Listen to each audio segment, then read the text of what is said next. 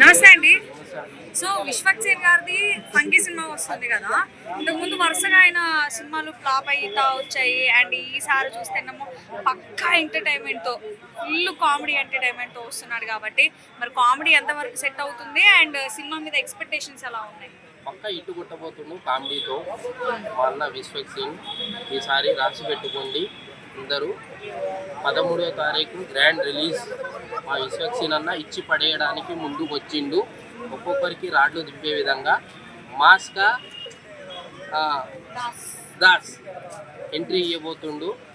ఈసారి పక్క ఇటు కొట్టడానికి ఎంటర్టైన్మెంట్ ఫుల్ ఇచ్చి పడేసిండు. అసలు థియేటర్లో నవ్వుకొని గడపార ఉబ్బిపోతుంది మీకు. ఆ రేంజ్లో ఇవ్వబోతుండు విశ్వక్ సింగ్ అన్న. ఈసారి పక్క ఇటు కొట్టబోతుండు.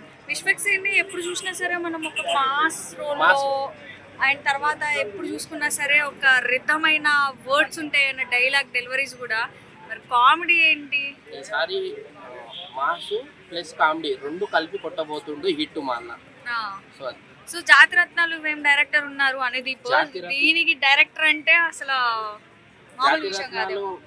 జాతిరత్నాలు మించి ఇది ఇంకా దాటిపోతుందనే ఎక్స్పెక్టేషన్స్ ఉన్నాయి మాకు. సో ఆ విధంగానే ఇచ్చి పడేస్తుండు దాస్కా దమ్కి. ఓకే.